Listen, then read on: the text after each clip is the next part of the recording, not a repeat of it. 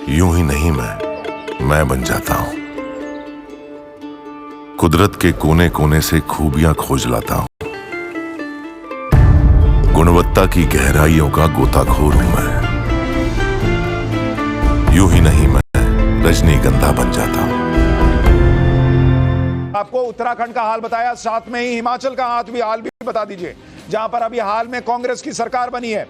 क्या हिमाचल में कांग्रेस सरकार बनने के बाद कुछ कर पा रही है? हिमाचल में 4 लोकसभा सीटें आती हैं। अभी भी हिमाचल में कांग्रेस की सरकार होने के बावजूद बीजेपी 3 से 4 सीटें जीत सकती है। कांग्रेस को हो सकता है 1 सीट आ जाए, यानी अन्य को कोई सीट नहीं। यानी यहां भी क्लीन स्वीप बीजेपी करती हुई दिख रही है। पीयूष, ये 1 सीट कौन सी है जिस पर आप कह रहे हैं कि हो सकता है कांग्रेस जीत जाए? कंगना रनौत के बीच में और विक्रमादित्य जी के बीच में, तो वहां आपको टफ फाइट लग रही है। मंडी की टफ फाइट है, ये नेक टू नेक फाइट है। नेक टू नेक है, यहां आप किसी को ऊपर नीचे नहीं कह पा रहे। जी जी जी, यानी बड़ी ब्रेकिंग न्यूज है भाई। ये कंगना रनौत जिन्हें इस बार मैदान में उतारा गया बीजेपी की तरफ से, कंगना रनौत की सीट फंसी हुई है बॉस। हमारा एग्जिट पोल कह रहा है कि कंगना रनौत जो है उनकी सीट वो हार भी सकती हैं। ये अपने आप में बड़ी बात है कि वो हार भी सकती हैं, जीत भी सकती हैं, लेकिन हमारा सर्वे कह रहा है कि ये मामला किसी भी तरफ जा सकता है। ये इस वक्त मंडी की सीट का हाल है। और अगर आप हिमाचल प्रदेश का वोट शेयर दिखाएं, हिमाचल प्रदेश का जरा वोट शेयर दिखा दीजिए। हिमाचल प्रदेश में जो वोट शेयर है, बीजेपी 61% वोट हिमाचल प्रदेश में अभी भी जीतती दिख रही है, जबकि वहां कांग्रेस की सरकार है और कांग्रेस 34% पर है, वहां पर अन्य को 5%। यानी अगर आप देखेंगे, साफ साफ दिख रहा है कि बीजेपी और नरेंद्र मोदी का जो फैक्टर हमने देखा है जिन राज्यों में चलता हुआ, वहां तो चल ही रहा है। एग्जिट पोल कह रहा है कि दक्षिण के राज्यों में भी बीजेपी बेहतर परफॉर्म कर रही है। यह तस्वीर निकल कर आ रही है। और अभी 187 सीटों का हमने रुझान आपको बता दिया है एग्जिट पोल का। उसमें एनडीए 99 पर है, इंडी अलायंस 65 पर है और अन्य को 23। अब जरा जम्मू कश्मीर का हाल दिखाइए। 370 हटने के बाद जम्मू कश्मीर में विकास की बातें हुई। जम्मू कश्मीर में 5 लोकसभा सीटें, एनडीए को 2, इंडी अलायंस को 2 से 3 और जेके पीडीपी को 1 सीट आ सकती है, अन्य के खाते में 0। यानी यहां पर भी बीजेपी जो है या एनडीए अलायंस कह लीजिए, वो जम्मू कश्मीर में भी सीटें गेन करता दिख रहा है। एनडीए को 24% वोट, इंडी अलायंस को 41%, पीडीपी को 21% और अन्य को 14% वोट शेयर ये मिलता दिख रहा है जम्मू कश्मीर के अंदर। तो अगर इन सारों को, जम्मू कश्मीर को भी आप जोड़ देंगे, तो एनडीए अलायंस जो है वो 100 के पार चला जाता है। उसकी सीटों का आंकड़ा 192 सीटों में से 192 में एनडीए 101 और इंडी अलायंस जो है वो 67 के आसपास जो है वो नजर आ रहा है। हमारे साथ कुछ और मेहमान भी जुड़ गए हैं, लेकिन आकाशदीप मुनि भी हमारे साथ हैं। आकाशदीप मुनि जी, अभी तक जो सर्वे दिख रहा है हमारा, उसमें दक्षिण में बीजेपी बेहतर कर रही है और साथ ही हिमाचल, उत्तराखंड, मध्य प्रदेश में क्लीन स्वीप दिख रहा है।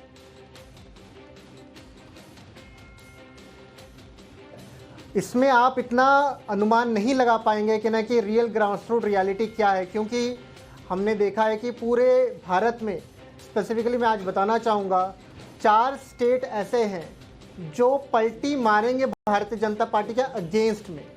बिहार, कर्नाटका और एक वेस्ट बंगाल है और महाराष्ट्र। These 4 states. और सबसे बड़ी बात यह कि पंजाब और दिल्ली में पहली बार इंडी अलायंस का खाता खुलेगा और जम के खुलेगा। और पंजाब में 13-0 की बढ़त रहेगी इंडी अलायंस की। मैं ये नहीं बोल रहा हूँ कि 13-0 सारे आम आदमी पार्टी के आ जाएंगे, पर 13-0 रहेगा। एक भी सीट भारतीय जनता पार्टी या अकाली जीत नहीं पाएगी पंजाब में, और मेनली दिल्ली में पहली बार खाता खुल जाएगा। ये सारे अनुमान लगाए जा रहे हैं कि ना कि इंडिया अलायंस, मैं ये नहीं बोल रहा हूँ कि ईजिली सरकार फॉर्म कर रही है, पर वो बढ़त में है। और भारतीय जनता पार्टी अकेले 272 नहीं क्रॉस कर रही है, वो 250। मैं आपकी एक एक बात सही मान रहा हूं, मैं तो कह ही रहा हूं कि आप मेरा एग्जिट पोल जो कह रहा है मैं 100% उसको सही मान रहा हूं, लेकिन मैं आपकी हर बात को भी सही मान रहा हूं जब तक नतीजे नहीं आ जाते हैं। अनिला सिंह जी, बीजेपी 192 सीटों के रुझान में 101, और इसमें बड़ी बात यह है कि दक्षिण के राज्यों में आप बेहतर परफॉर्म करती दिख रही हैं बीजेपी। मेरी सबको राम राम। और बिल्कुल आज के दिन के लिए सबको इंतजार था, एग्जिट पोल आएंगे, अलग अलग चैनल्स पे अपने अपने एग्जिट पोल्स दिखाए जा रहे हैं। मैं आज आपके चैनल पे आपके साथ बैठी हुई हूँ और बहुत ही इंटरेस्टिंग लग रहा है कि अलग अलग एजेंसीज अपने अलग अलग आंकड़े दे रही हैं। अभी आपने बहुत अच्छी बात कही सुशांत जी, आपने कहा कि दक्षिण में मोदी जी जो हैं उनकी सरकार, उनकी पार्टी जो है बेहतर करते हुए दिखाई दे रही है। वहां हम बेहतर करते हुए दिखाई दे रहे हैं। नॉर्थ इंडिया की हमें पार्टी माना ही जाता है। गुजरात में भी आपने देख लिया किस प्रकार से हमने परफॉर्म किया है। और अगर हम बात करते हैं नॉर्थ ईस्ट स्टेट्स की, सारे के सारे वो भी मोदी जी के साथ हमेशा खड़े हुए आपको दिखाई देते हैं। तो आप मुझे ये दिखा दीजिए, जो लोग ये दावा कर रहे हैं कि इस बार इनको मेजॉरिटी फिगर देखने को नहीं मिलेगी, उनका आधार क्या है? ठीक है, अजीज खान साहब, समाजवादी पार्टी के प्रवक्ता अजीज खान साहब हमारे साथ हैं। अजीज भाई, अभी यूपी के नंबर पर हम नहीं आए हैं, अभी थोड़ी देर में आएंगे, लेकिन अगर बीजेपी मध्य प्रदेश में एकदम क्लीन स्वीप करती दिख रही है, हिमाचल में दिख रही है, उत्तराखंड में दिख रही है, दक्षिण में बेटर परफॉर्म कर रही है, तो लोग खुद ही सोच रहे होंगे कि यूपी में कैसे अच्छा नहीं परफॉर्म करेगी।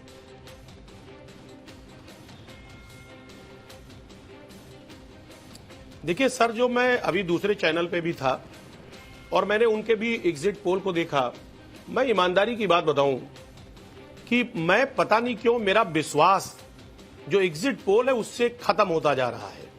देखिए, एग्जिट पोल अगर उसकी कोई ऑथेंटिसिटी हो तो उसको गंभीरता से माना जाए, क्योंकि जो सर्वे किया जा रहा है जिन कंपनियों के द्वारा, वो प्राइवेट लिमिटेड कंपनी है और जाहिर सी बात है कि उनकी कोई जवाबदेही नहीं है। सैंपल साइज क्या है, हमारे संगठन ने, इंडिया गठबंधन ने बाकायदे एक सर्वे कराया है।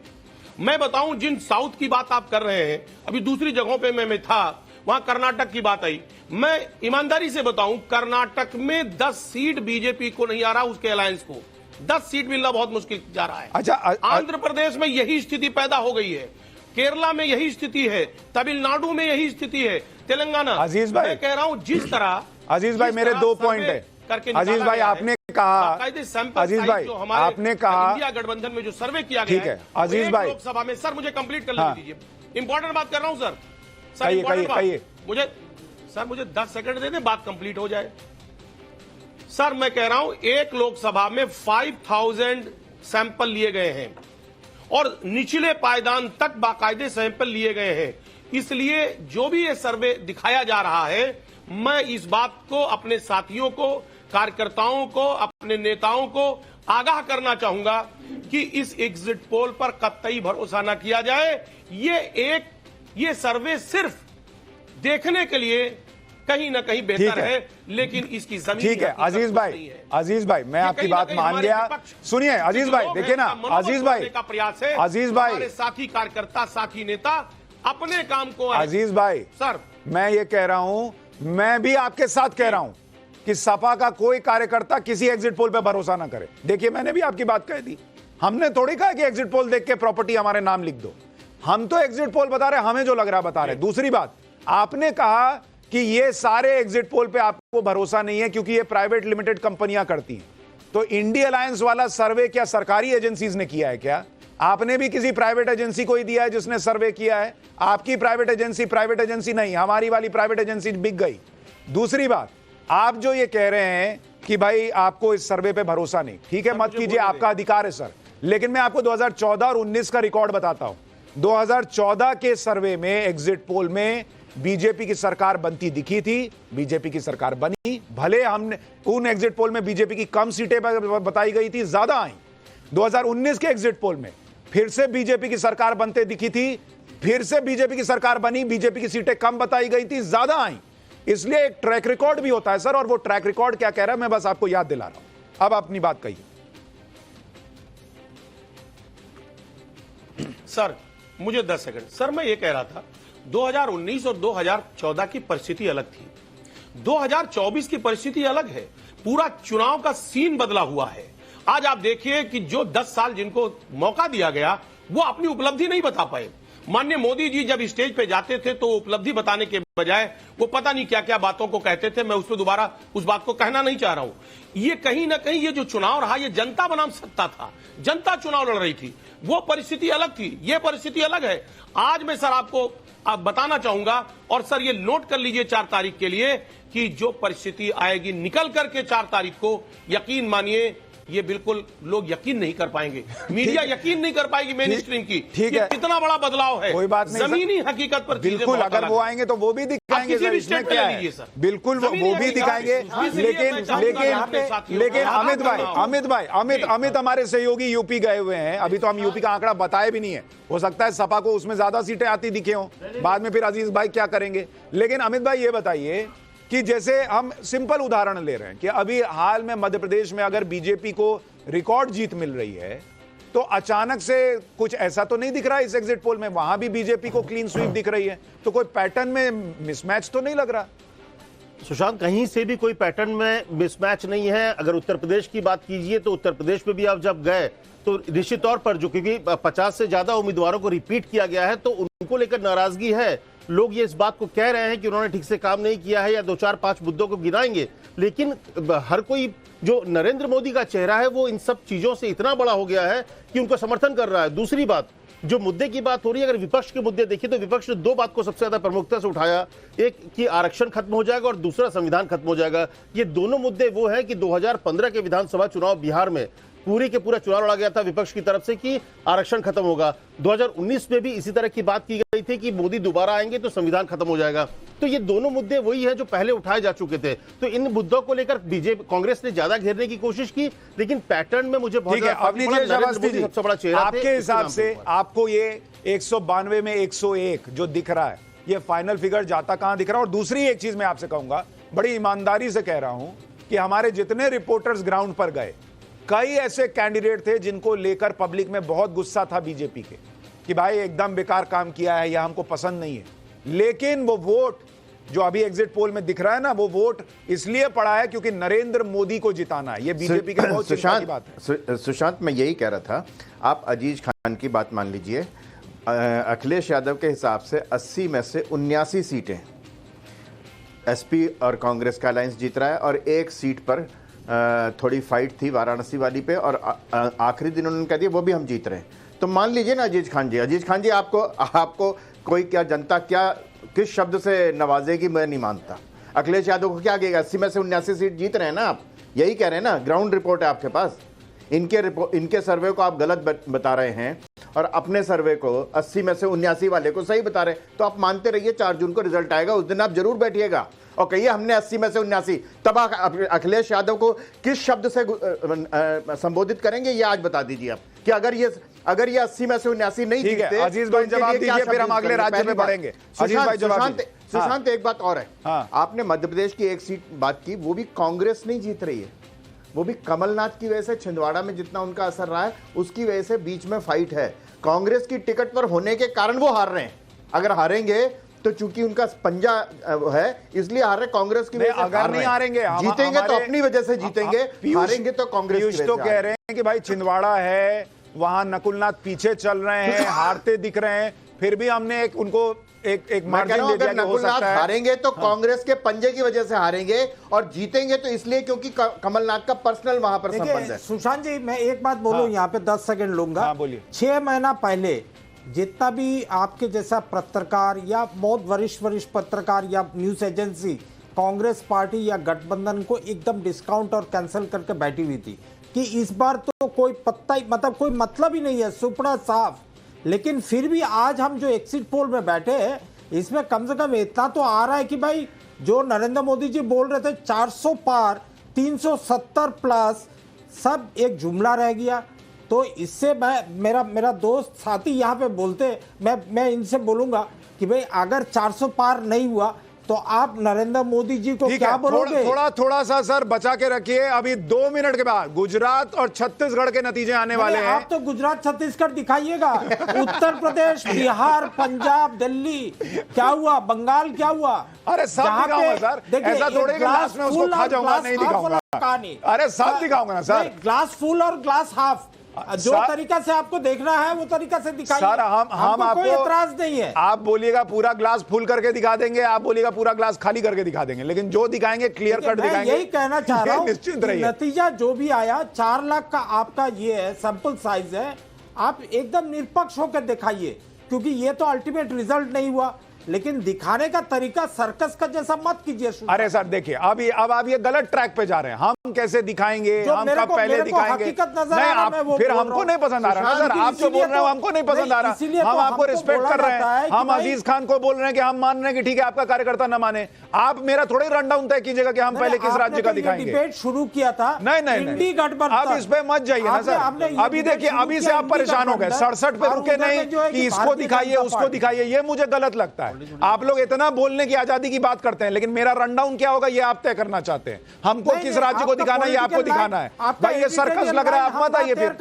नहीं, आप मेरा पॉलिटिकल लाइन को तैयार कीजिए। नहीं, मैंने आपको क्या बोला? आपको कुछ बोला है क्या? आप जबरदस्ती सर्कस बता रहे हैं, सर्कस लग रहा है, मत आइए फिर। ये कोई बात नहीं है, आगे बढ़िए, चलिए। देखिए वो अलग बात हाँ ठीक है, मत बोलिए। देखिए गलत बात मत कीजिए, अच्छे माहौल में बात चल रही है। हमने किसी का एग्जिट पोल गलत नहीं बोला है। मैं समय बर्बाद नहीं करूंगा आपके साथ। आगे चलिए, गुजरात दिखाइए। छोड़िए, आवाज कम कीजिए, गुजरात दिखाइए। छोड़िए, आपको दिक्कत लग रही है, आप बैठिए, मैं क्या करूं। गुजरात दिखाइए। गुजरात के आंकड़े अब आपके सामने रखने जा रहा हूं, जरा गुजरात के नतीजे देखिए। एग्जिट पोल के मुताबिक गुजरात 26 सीटें और 26 की 26 बीजेपी के पास जाती हुई दिख रही हैं। ये इस वक्त गुजरात का एग्जिट पोल कह रहा है, और इसमें कोई बहुत आश्चर्य नहीं, क्योंकि गुजरात में विधानसभा चुनाव में जैसे बीजेपी को रिकॉर्ड जीत मिली, उसके बाद गुजरात में क्या हो रहा है एग्जिट पोल में, ये किसी को आश्चर्य नहीं देगा। बीजेपी को 61% वोट शेयर दिख रहा है गुजरात के अंदर, और बीजेपी को साथ में इंडी अलायंस को 35% वोट शेयर दिख रहा है। अन्य के खाते में 4% वोट शेयर जाता दिख रहा है। अब जरा छत्तीसगढ़ का हाल देखते हैं, जहां बीजेपी ने बड़ा उलटफेर किया था विधानसभा में। छत्तीसगढ़ में 11 लोकसभा सीटें हैं, उनमें से 11 के 11 भी बीजेपी जीत सकती है, यह हमारा सर्वे कह रहा है। और कांग्रेस के खाते में 1 सीट मैक्सिमम होगा तो जा सकती है। बीजेपी का वोट शेयर 51% छत्तीसगढ़ में, कांग्रेस का 42%। पीयूष, जरा छत्तीसगढ़ में ये एक सीट कौन सी है जो आप कह रहे हैं फाइट है? एक तो 2 सीटों पे फाइट है, एक जंजगीर चंपा पे और दूसरा कांकेर सीट पे फाइट है। और सुशांत जी, आपने उस समय मुझे बोलने का मौका नहीं दिया था। मैं अजीत जी को कहना चाहूँगा, जो हमें डिस्क्रेडिट कर रहे हैं, जो भी उन्होंने कहा, मेरी टीम ने पूरा देश नाप डाला। पिछले 2 महीने में पूरा देश नाप डाला, इतना गर्मी में काम किया। तो एक चीज़ मैं उनको कहना चाहूँगा कि अगर उनकी जो एजेंसी ने वो नहीं किया है तो उनको तुरंत उसको बदल देना चाहिए। देखिए पीयूष भाई, ये सब बातें दिल पे लेने की नहीं है। वो नेता हैं, वो बैठे हैं, उनको 4 जून के पहले उनके हिसाब से चीजें नहीं दिखेंगी तो उनको बोलना है, तो ये उनका काम है। ऐसा नहीं कि वो आपको डिस्क्रेडिट कर रहे हैं। आपकी मेहनत जो है वो सबको पता है, और जब नतीजे आएंगे, इससे मिलते जुलते नतीजे होंगे, लोगों को खुद ही पता चल जाएगा। अजीज भाई, आप कुछ जवाब भी देना चाह रहे थे, जो सवाल उठा रहे थे अवनीजेश अवस्थी। जी सर, यूपी के बारे में डिस्कशन हो रहा था, और सर्वे किया है आपकी टीम ने। ईमानदारी की बात यह कि उत्तर प्रदेश में किस तरह उत्साह रहा है, यहां लोगों ने किस तरह बैरिकेडिंग तोड़ा है। सर मुझे कंप्लीट कर लेने दें। किस तरह बैरिकेडिंग टूट रहा था, किस तरह उत्साह रहा लोगों में, ये मुझे लग रहा है ये सीटों में दिख रहा है कन्वर्ट होते हुए। अरे भैया, उत्साह नहीं, 80 में से 80 आ रही है ना। अग्नेश जी कह रहे थे कि साहब 79, मैं कह रहा हूं 79, 89 नहीं, मैं कह रहा हूं 50। अखिलेश यादव ने कहा है कि 80 में से 79 सीट पर अजीज भाई पर फाइट है। अजीज भाई, बैरिकेडिंग तो आपकी 17 में भी टूट रही थी, बैरिकेडिंग 19 में भी टूट रही थी, बैरिकेडिंग 22 में भी टूट रही थी। भीड़ देख के लोग सोच रहे थे 22 में आप जीत रहे हैं, और आखिरी दिन का वो भी हम जीत रहे हैं। सर सुशांत जी, मैंने कहा पहले के चुनाव और अब के चुनाव में अंतर है। अब जनता चुनाव लड़ रही थी, इस बार जनता चुनाव लड़ रही है। आप बिल्कुल स्पष्ट कर लीजिए, पार्टियां चुनाव नहीं लड़ रही हैं, जनता ने बाकायदे खुल करके समर्थन किया है। शायद ऐसा चुनाव पिछले 10 साल में नहीं हुआ है। ठीक है, आप पिछले चुनाव को उदाहरण के तौर पे नहीं ले सकते। ठीक है, इस चुनाव की स्थिति अलग रही है। अच्छा अजीज खान, 80 में से कितनी जीत रहे हैं आप? अखिलेश यादव तो कह रहे हैं कि 79 जीत रहे हैं और एक पर फाइट है। मैंने कहा 50 से कम। भाई मैं अखिलेश यादव जी की बात कर रहा हूं। आप 50 पे आ गए, अखिलेश यादव 80 के 80 जीत रहे थे। सर्वे मैंने कहा सर्वे हमारी टीम ने किया है। 80 में से 80 ना। अनिला सिंह जी, अभी हम यूपी का डेटा बताएंगे, लेकिन 80 में से 80 जो है अभी 50 हो गया है।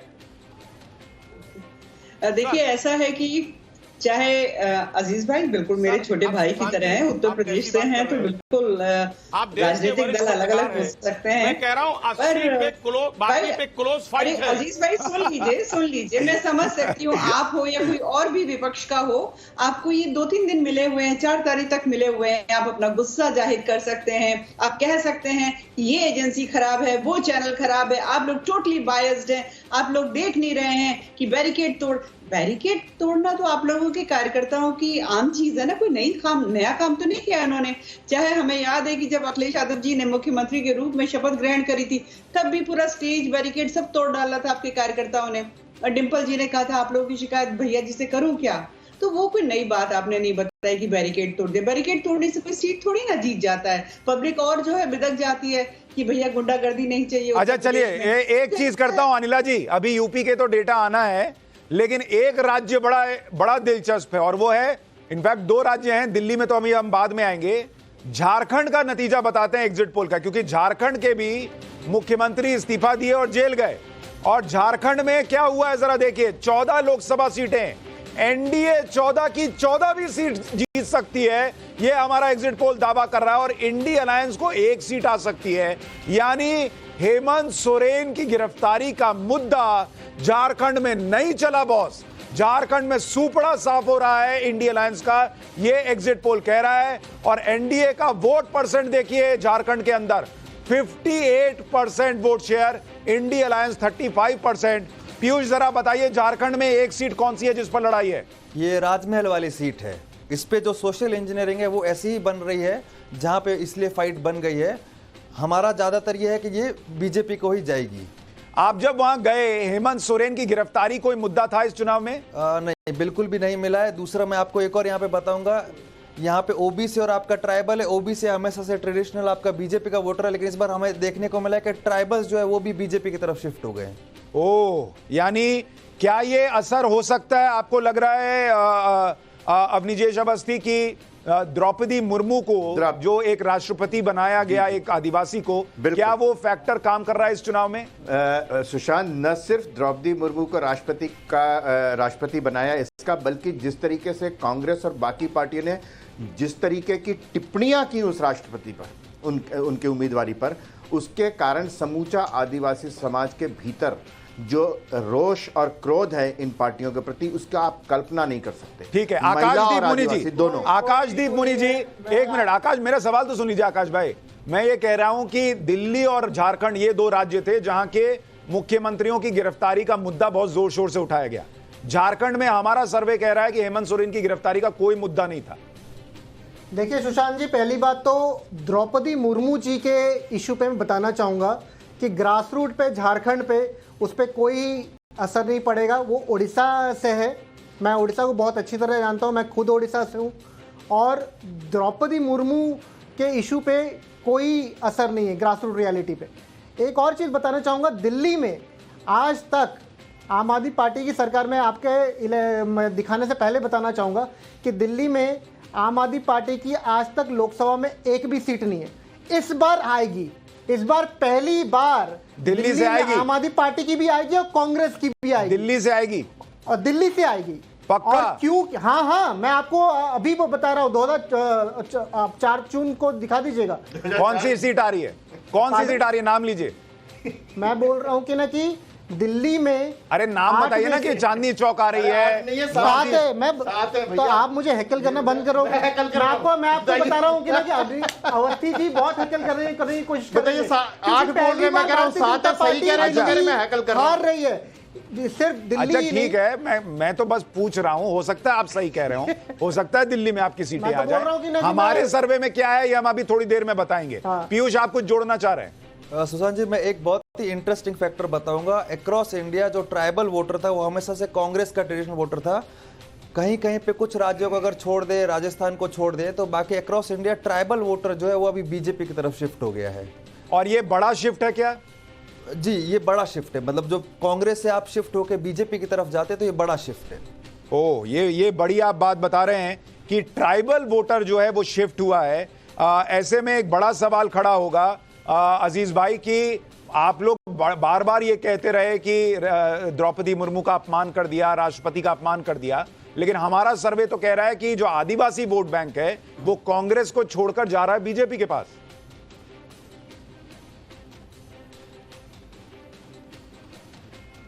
देखिए सुशांत जी, मैंने पहले भी सवाल खड़ा किया था आपके सर्वे पे और फिर मैं खड़ा कर रहा हूं कि सर्वे ठीक तरीके से हुआ ही नहीं, बल्कि कर ही नहीं पाए।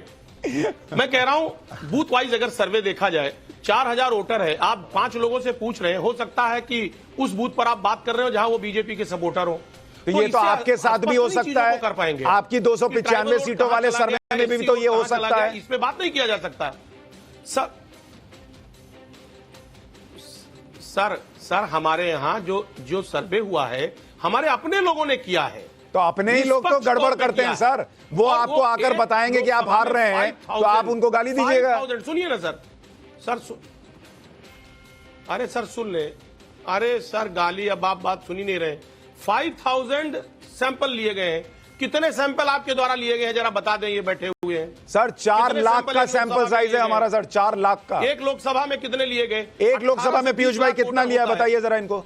देखिए अगर मैं यूपी की बात करूं तो यूपी में हमने 1000 से 1200, और उससे भी मैंने पहले कहा है कि आपका सैंपल साइज बड़ा हो मायने नहीं रखता है, आपका सैंपल साइज, आपकी क्वालिटी अच्छी होनी चाहिए सैंपल की। दूसरी बात अजीज भाई, मैं आपको एक रियलिटी बताता हूं, आपका अपना आदमी जो है ना। अच्छा सर अजीज भाई मेरी एक बात सुन लीजिए, अजीज भाई एक छोटी सी बात सुन लीजिए, 10 सेकंड मेरा, फिर 10 सेकंड 20 सेकंड आपका। मैं ये कह रहा हूं आपका अपना आदमी सपा वाला होगा, सपा वाला किसी के घर जाकर पूछेगा और किसी को बताना होगा तो क्या बोलेगा कि तुमको नहीं वोट दिए, भाग जाओ यहां से। वो तो यही बोलेगा कि हाँ तुमको वोट दिए। लेकिन हमारी एजेंसी का आदमी जो है वो न्यूट्रल आदमी है, उसको नहीं बताया किस चैनल से आए हैं, उसको नहीं बताया किस पार्टी से आए हैं, उसको नहीं बताया हम कौन है, हम कहां से आए, कुछ नहीं पता। एक आदमी जा रहा कह रहा है तुमने किसको वोट दिया बताओ, तो वो सपा वाले को सच बताएगा या न्यूट्रल आदमी को सच बताएगा, ये बताइए आप।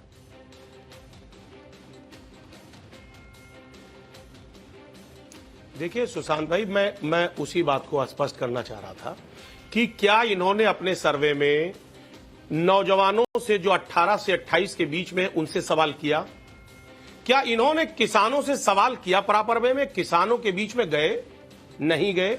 क्या इन्होंने उन महिलाओं से बात किया जो घर में तमाम महंगाई झेल रही है, परिवार नहीं चला पा रही है, तमाम दिक्कतें, उनसे बात किया? नहीं।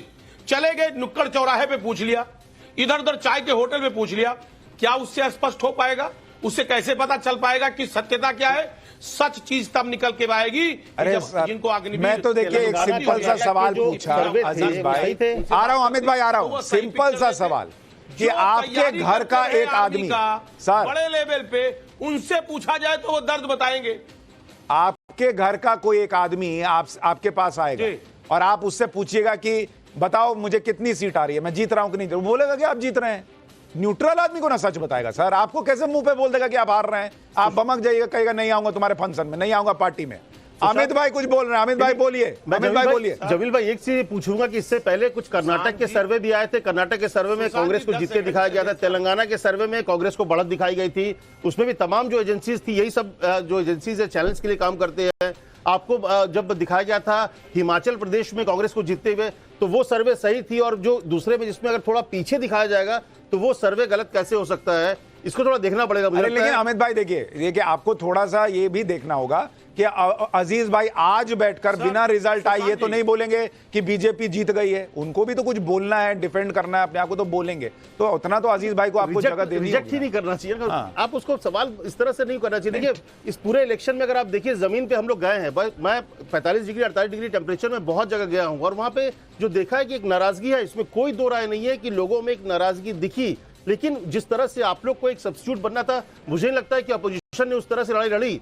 शायद अपोजिशन के नेता जो थे, चाहे अखिलेश हो, राहुल हो, उन लोगों ने समय का इंतजार किया कि जब होगा तो होगा, लेकिन पूरे 5 साल उस तरह से सड़क पे नहीं दिखे। आप सिर्फ 3 महीने 4 महीने सड़क पे उतरे, तो मुझे लगता है कि जमीन पर एक जो लीडरशिप अपोजिशन की तरफ से होनी चाहिए थी, उनके मुद्दों को उस तरह उठाने चाहिए था, शायद वो नहीं उठा पाए। जो उनकी नाराजगी को सामने लाना चाहिए था उस तरह से शायद नहीं ला पाए, और नरेंद्र मोदी अपने आप को उस तरह से प्रेजेंट किए कि उनके साथ खड़े हैं। नाराजगी के बावजूद भी लोगों ने उन पर भरोसा किया। ये दिखा है कि वो लोकल लोगों पर नाराजगी के बाद आखिर में उन्होंने कहा कि कोई बात नहीं, लेकिन वोट तो मोदी को देंगे। तो यही वजह है, मुझे लगता है कि जो नंबर्स दिख रहे हैं उसमें ये बड़ा फर्क दिख रहा है आपको। ठीक है, अभी आप देखिए 243 सीटों के हमने रुझान बताए हैं, यानी अभी हमने जो है वो आधा सफर भी पूरा नहीं किया है, और बीजेपी अलायंस एनडीए ऑलरेडी 150 पे पहुंच गया है। इंडिया अलायंस अभी 69 पर है और अन्य 24 पर हैं। और अगला राज्य जो हम बताने वाले हैं वो है उत्तर प्रदेश का, जहां पर 80 लोकसभा सीटें हैं। तो क्या वो 80 लोकसभा सीटें, जैसा अखिलेश जी दावा कर रहे थे कि 80 की 80 जीतेंगे, तो वो क्या 80 के 80 इंडिया अलायंस में जुड़ेंगी और ये पूरा चेंज हो जाएगा आंकड़ा जो अभी ऊपर दिख रहा है, या वो बीजेपी की तरफ जाएंगी तो ये 200 पार चला जाएगा? अभी आपको बस थोड़ी देर में पता चल जाएगा। कमरू चौधरी साहब आपको जोड़ना चाह रहे हैं? जी, मैं यही कहना चाह रहा हूं, यहाँ पे देखिए, इंडिया गठबंधन जो इस बार लड़ाई कर रही है वो एकमात्र एक मुद्दा पे लड़ाई कर रही है, किस तरह से बीजेपी का खिलाफ जो वोट है उसको इकट्ठा किया जाए। आज अगर सर्वे करते वक्त आप अगर सवाल पूछेगा, मैं 2 सवाल पूछ रहा हूँ आपसे।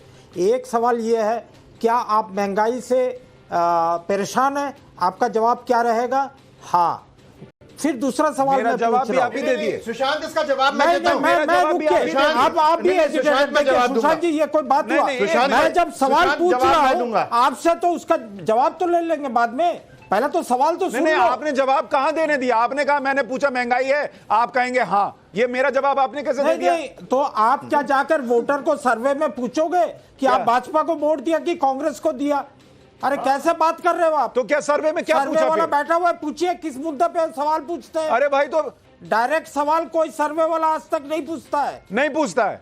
पीयूष भाई जरा बताइए आपने क्या पूछा है? पीयूष भाई जरा बताइए। पीयूष भाई बताइए जरा, और उसको पूछिए। अरे एक मिनट, आप चौधरी साहब रुकिए ना। कमरू चौधरी, बेईमानी होगी। अरे कमरू चौधरी रुकिए। हाँ पीयूष भाई बताइए। जी, हम बेशक ये डायरेक्ट सवाल पूछते हैं क्योंकि यही जो है वो आपका सर्वे जो होता है उसका कोर होता है। अगर यही नहीं पूछा तो फिर हम कैसे अंदाजा लगाएंगे किस पार्टी का वोटर कौन है? नहीं, और एक मिनट कमरू चौधरी साहब, आपके पास सब चीज का ज्ञान है कि चैनल को एग्जिट पोल कैसे दिखाना चाहिए, एग्जिट पोल करने वाले को एग्जिट पोल कैसे करना चाहिए। आपने ये तो नहीं पूछा कि 295 सीटें इंडी गठबंधन वाले जो बता रहे हैं उनके सर्वे वाले ने जाके डायरेक्ट पूछा या नहीं पूछा, उसने महंगाई पे पूछा कि नहीं पूछा। वो सर्वे ठीक है, इधर वाला सारे सर्वे को सर्वे करना सिखाइए, एंकर को जो है एग्जिट पोल दिखाना सिखाइए। ऐसे नहीं चलता है बॉस। यही मैं सब जानता हूं, आप लोगों को ले डूबा है।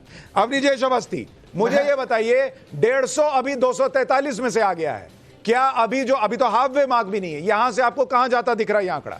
सुशांत, बड़ी साफ सी बात है। मैं एक बात बता दूं, कमरू जी को हो चाहे अजीज खान साहब हो, आप जिससे भी पूछेंगे, किसी से भी पूछेंगे, कहेंगे महंगाई मुद्दा है, बेरोजगारी मुद्दा है, ये तो कह नहीं सकते कि मुद्दा ही नहीं है। लेकिन वोट किसको देंगे? वोट फिर भी नरेंद्र मोदी को देंगे। ये अगला सवाल का जवाब ये नहीं बताते कि विश्वास जो है इस देश में वो नरेंद्र मोदी पर है। ये बताइए ना, मैं आप किसी वोटर से पूछ लिए जाकर के, आप कहिए कि आप बीजेपी के वोटर से पूछिए कि महंगाई मुद्दा है कि नहीं, बेरोजगारी मुद्दा है कि नहीं, हाँ है, लेकिन उसका वोट किसको दोगे? नरेंद्र मोदी को देंगे हम। तो बात जो सच, वो जो एक आका मुन्नी साहब, आप उड़ीसा के बारे में बोलिएगा। मैं बात बड़ी साफ नहीं, आपने भी एक सेकंड हैकल नहीं किया था। आप 8 से दिल्ली की 8 बता रहे थे, पता नहीं कौन सी मिला रहे थे, क्योंकि आम आदमी पार्टी का तो हिसाब किताब ही कुछ ऐसा है। नहीं, मैं ये बोलते हैं, सुशांत, बड़ी बात है कि अगर 150 अभी तक आपने दिखाई है 243 में से, तो ये बिल्कुल साफ रुख दिखा रहा है कि ये एनडीए की सरकार बन रही है। और तमाम सर्वे, ऐसा नहीं है कि आज की बात हो, पिछले 1 साल से आने वाले सर्वों में नरेंद्र मोदी की लोकप्रियता, भाजपा और एनडीए की सरकार बनना तय दिखाया जा रहा है। मुझे एक बात का कोई जवाब दे दे, एक बात का जवाब दे दे कि वो कौन से कारण है जिन्होंने 2019 में नरेंद्र मोदी को वोट दिया था, वो आज नरेंद्र मोदी को वोट नहीं देंगे। उस वोट में इजाफा है, इजाफा होगा। मैं लिख करके दे रहा हूं, मैं नरेंद्र मोदी बीजेपी के वोट में इजाफा होगा। नहीं, मुझे अवस्थी जी एक बात बता दीजिए, 400 पार क्या हुआ? उसका थम गया, बलून था, मैं बताता हूं, फट गया आपका बलून। सबसे ये आज ये 400 पार की बात ही नहीं कर रहे। आज देखिए, आज बात ही नहीं कर रहे। जैसे उत्तराखंड खुद ही बोला कि भाई 300 सीट जीतेगी। ये है इनका बलून जो फट गया है। और दूसरी बात मैं बताना चाहता हूं, इन्होंने खुद माना आज कि भारतीय जनता पार्टी का कार्यकर्ता भी इन्फ्लेशन से त्रस्त है, भारतीय जनता कार्यकर्ता भी अनएम्प्लॉयमेंट से त्रस्त है, भारतीय जनता कार्यकर्ता भी भारत से त्रस्त है। ये है ग्रास रूट रियलिटी। और मैं ये बात बता दूं कि ना कि मैं एग्जिट पोल पे शक नहीं कर रहा हूं, पर एक बात और, एग्जिट पोल और मेन पोल बहुत अंतर होता है, क्योंकि ये सर्वे होता है, वो सेंसस होता है। इसमें उन्होंने 4 लाख दिया, वहां पे 140 करोड़ है। तो ये बदलेगा, ये देखिएगा बदलेगा। और अवस्थी जी मेरे साथ ही बढ़ेंगे, देखिए बदलेगा। मैं बता देता हूं कि हाँ, ये बात हक है कि एग्जिट पोल और ये सब कुछ जो सर्वे होते हैं वो एग्जैक्ट पोल नहीं होता। जैसे गोवा में आप सरकार बना रहे थे, आम आदमी पार्टी उत्तराखंड में गोवा में तोड़ दिया, गुजरात में सरकार बना रहे थे, खरीद लिया, आप सब जगह सरकार बना रहे थे, लेकिन आए क्या? जीरो। आए क्या? जीरो। एक मिनट, दोनों से मैं रिक्वेस्ट कर रहा हूं।